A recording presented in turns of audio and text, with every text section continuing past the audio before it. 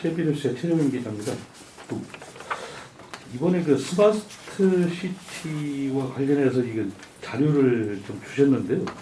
이 자료 내용을 보게 되면은 무슨 말인지 하나 못 알아듣겠어요. 영어가 굉장히 많거든요. 이게 테스트베드 타운이라든지 무슨 뭐 이런 것들 공부 안 하는 사람들은 이거 도저히 읽을 수가 없어요. 이게 말이에요. 이게 그대로 지금 우리 기자님들이 이걸 갖다 그런 용어를 그대로 써서 우리 시민들한테 보도가 된다면 시민들은 알겠습니까? 이거 앞으로 이런 거 외래어를 쓰실 때 이런 걸 갖다가 주석을 좀 다뤄줬으면 좋겠고요. 두 번째 질문 하나를 드리겠는데 이번에 그 스마트 시티 워드에서 수상 도시로 선정됐다는데 도대체 뭘 가지고 수상 도시로 선정이 됐는지 그것 좀 설명 좀 한번 해주시죠. 그리고 성공 사례가 있다면 어떤 게 성공 사례인지 같이 한번 묶어서. 일단 저희 시가 높게 올해 받은 IDC 같은 경우는 우리 시가 현재 지금 나성동에 있는 통합정보센터에서 교통이나 안전 관련된 통합 관제를 시행하고 있는데요.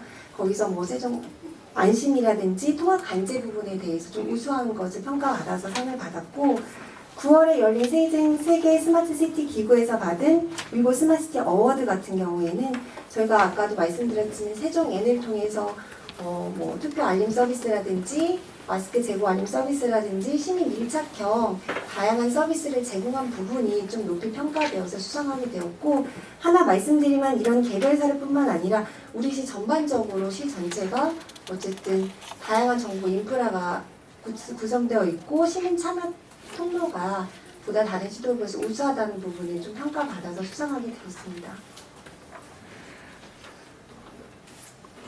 그 스마트 시티에 대해서 설명 좀 해주시죠. 네, 그리고 이제 아까 말씀해주신 그 용어 부분은 저도 이제 작년에 스마트 도시과 처음 와서도 상당히 어려움이 있었는데 그 부분은 계속해서 개선해 나가고 앞으로도 사실 이제 이런 브리핑이나 성과 관련된 보고라든지 아니면 추진에 대해서는 지속적으로 시민들 그리고 기자분들께 알리는 시간을 가지려고 하고요. 그때마다 관련된 내용을 조금 더 쉽게 설명드릴 수 있도록 하고 그게 소통의 첫 걸음이라고 생각하고 지속적으로 개선해 나가도록 하겠습니다.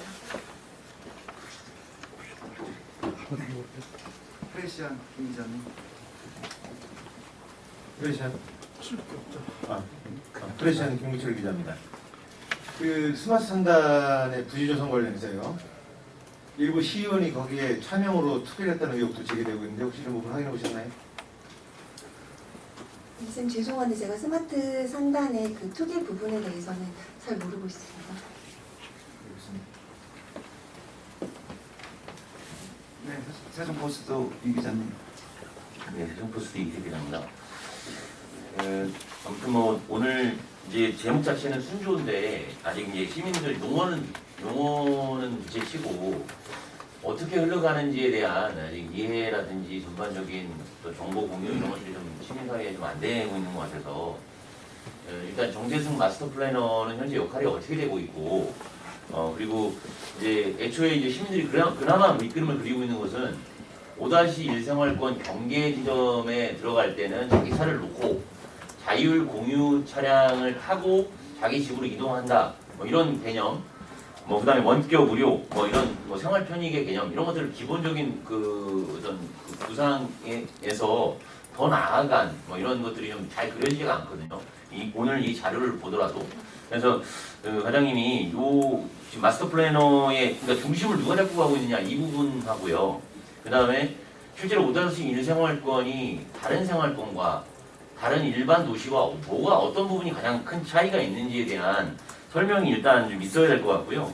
그다음에 이제 같은 스마트시티인 부산 에코델타 같은 경우에는 이제 어제 아마 첫 입주자 모집을 들어간 걸로 알고 있고 여기 이제 세종시 같은 경우는 주거단지에 그 2023년 4월 입주 로드맵이 여기 적시가 좀 되어 있는데 그러면 그 5-1 생활권의 주거단지 조성 로드맵은 현재 어떻게 언제 첫 그 뭐 입주자 모집 공고가 난다든지 어떤 형태의 주거단지가 구상이 되고 있다든지 이런 내용들을 좀 더 구체성 있는 얘기를 답변 주셨으면 좋겠습니다. 네. 지금 이제 사실 시민분들이 국가 시범도시에 대한 답답함은 저도 잘 좀 공감을 하고 있고 오늘 브리핑이 아마 그 답답함을 조금이나 깰 첫 걸음이라고 생각해서 시작했다고 보시면 될 것 같고요. 말씀하신 정재승 MP의 역할은 이제 마스터 플래너로서의 역할은 사실 하신 거죠. 왜냐하면 시행계획을 다 마련을 하셨고 그 시행계획에 따라서 현재 그 사업 시행을 위한 SPC 설립 의 우선 협상 대상자 선정 등 실질적인 절차가 이루어지고 있기 때문에 마스터 플래너로서의 역할은 다 하셨고 다만 이후에도 지속적으로 국가 시범도시의 홍보라든지 기업 유치라든지 대외적인 활동을 계속 하실 거고 다만 이제는 실제 국가 시범도시를 조성해야 될 시기가 왔기 때문에 당연히 이제 마스터 플랜을 짜는 데서 더 나아가서 사업 시행을 하는 단계에 이르렀고요. 이제 사업 시행을 위한 SPC 설립을 위한 민간 사업자가 우선 협상 대상자로 현재 선정된 상태고 내년 상반기까지는 CLH 그리고 LG CNS를 대표사로 하는 그런 이제 컨소시엄이 3자가 같이 SPC를 구성해서 실제 사업이 진행되는 형태로 보시면 될 것 같습니다. 또 하나는 구체적인 보행 중심의 소유자 제한이라든지 원격으로 해도 구체적인 서비스는 현재 민간 사업자가 제안한 내용을 가지고 시행 합의가 진행되고 있고요. 말씀하신 내용은 시행 합의 진행 정도에 따라서 순차적으로 아마 시민들에게 알려줄 수 있는 기회가 있을 것 같습니다. 또 하나 말씀드리면 이제 에코델타 시티의 입주자 모집에 대해서 말씀하셨는데 에코델타 같은 경우는 현재 입주자 모집이 전체 그러니까 리빙이 아니라 이제 스마트 빌리지라고 하는 우리 스마트 퍼스트 타운과 비슷한 시범 단지의 입주자를 모집하고 있는 형태고 우리 국가시범도 2024년 4월 입주 역시도 아마 보편적인 이제 민간주택이라기보다는 행복주택 위주가 될 가능성이 크고 지금 SPC가 상반기 설립된다 하더라도 우리가 예상한 민간 분양은 내후년쯤부터 순차적으로 될 것으로 현재는 예상하고 있는 상황입니다.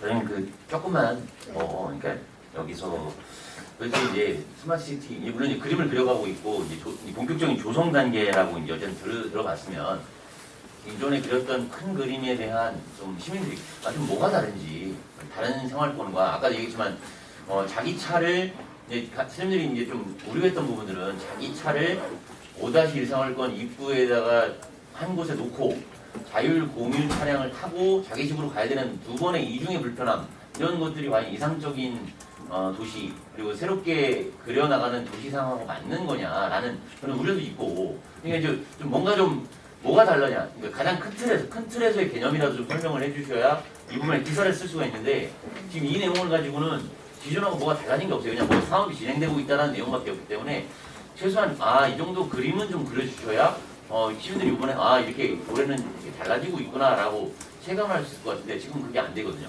근데 이제 제가 말씀드리고 싶은 건 이제 이 국가시범도시 당초 목적으로 되돌아가고 그리고 이제 제가 구상한 건 아니고 정재승 교수가 구상하고 그 앞 18년도 1월에 발표되는 것부터 쭉 보시면 알겠지만 국가시범도시 5회 1회 그 성격은 보시면 알겠지만 차를 소유하지 않고 정말 그 안에서 데이터를 가지고 마음껏 가지고 놀 수 있는 창조적이고 혁신적인 그런 벤처나 어쨌든 그런 혁신적인 사람들이 그 안에 모여 살면서 집주 근접을 이루고 보행 중심의 생활을 하면서 마음껏 테스트 배드를 하고 그 내에서 신기술을 테스트하고 거기서 나온 기술을 마음껏 활용하고 이제 그런 형태의 그러니까 단순히 기존 생활권이 아닌 뭔가 그 안에서 새로운 기술들이 나오고 그 기술들이 사생이나 아니면 인근으로 뻗쳐나간다든지 검증하고 이제 그런 형태의 그런 도시를 예정하고선 도시 계획을 짰기 때문에 그런 도시를 현재도 그런 컨셉은 지속적으로 유지하면서 공간계획이라든지 도시계획이 이루어지고 있고 민간 사업자도 그런 컨셉을 그대로 유지한 상황에서 현재 사업 제안을 한 상황이기 때문에 기존에 이제 정재승 MP가 제안한 중심축은 그대로 가지고 간다고 보시면 될 것 같습니다.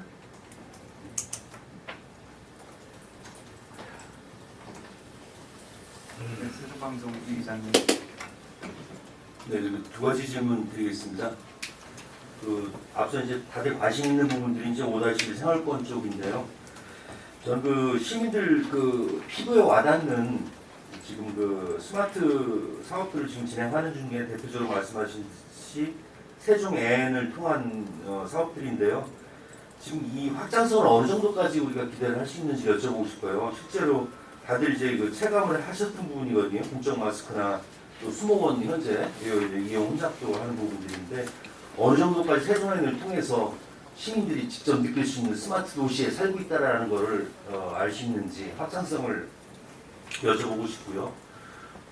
그리고 두 번째는 그 지난달에 그 블랙박스 스마트 영상 제보 서비스 시민 참여단 모집을 하신다고 그랬는데 이제 보도 자료로만 받았는데 이제 기대 효과 이제 사업 치안 이 부분 관련해서 기대 효과가 어느 정도인지 간단하게 말씀을 다시 한번 부탁드리겠습니다. 이제 세종인을 통해서는 앞으로도 이제 다양한 서비스를 발굴해서 시민들에게 제공을 할 거고요. 이제 기대하는 모습을 말씀을 하신다면 지금은 사실 세종인을 통해서는 일방향적인 저희가 정보를 제공하는 형태로만 시민들에게 서비스를 하고 있습니다. 근데 앞으로는 이제 어느 정도 시간이 걸릴지 모르겠지만 시민들이 직접 세종엔의 어떤 공간이나 안전 관련된 뭐 도로라든지 그런 부분에 대해서 제보를 할 수 있다든지 이제 쌍방향으로 가능한 형태로까지 저희가 지금 고도화할 계획을 현재 세우고 있고요. 이 부분은 이제 관련 과라든지 아니면 시민 의견을 충분히 들어서 순차적으로 고도할 예정이고 추후에는 어쨌든 일방향이 아니라 쌍방향 소통이 가능한 플랫폼으로까지도 현재 고민하고 있다는 말씀을 드리고 싶고요. 또 하나는 블랙박스 관련된 저희가 안전 서비스 현재 시범 사업으로 추진하고 있는데 저희가 이제 보도자료도 배포해서 잘 아시겠지만 기존에 이제 고정된 CCTV로만 확인되던 사건 현장을 지금 시민 차원단 300여 부분의 블랙박스를 통해서 사건이 발생하면 그 사건 현장에 있던 블랙박스가 있을 경우에 그 사건 현장에 그 블랙박스 영상을 그대로 가져와서 사건 해결에 활용할 수 있는 그런 부분이 있기 때문에 어쨌든 고정형 CCTV로는 해소할 수 없었던 그런 부분까지 또 일부 확장성이 있을 것 같습니다. 다만 이 부분은 저희가 지금 사실 테스트하는 거기 때문에 충분한 시범 사업 그리고 그 성과를 거쳐서 확산을 검토할 예정임을 말씀드리겠습니다. 참가자 모집은 다 됐나요? 참가자 모집은 네 거의 다 됐습니다. 거의 완료됐고 다만 이제 시민들은 거의 완료가 됐고요.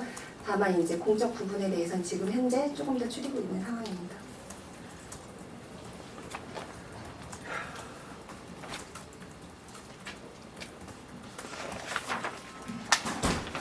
네, 더 이상 질문이 없으신가요?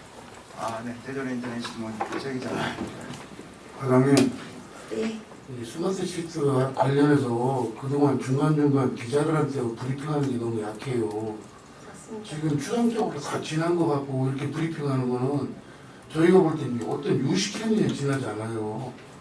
그때그때 어떤 추진 성과가 있고 추진 계획이 있으면 그때그때 밝혀주셔야지 이렇게 몰아서 기사 쓰기도 어렵게 지금 어떻게 기사를 쓰라고 이런 내용을 브리핑을 해요. 그만큼 언론에 저기 대응을 못 하시는 거예요. 어떤 추진 계획이 있으면 그때그때 밝혀주시고 그래야 언론을 통해서 시민들이 체감을 할 수 있게 정보가 교환이 돼야죠. 이게 무슨 브리핑이에요? 바쁜 기자들 잡고.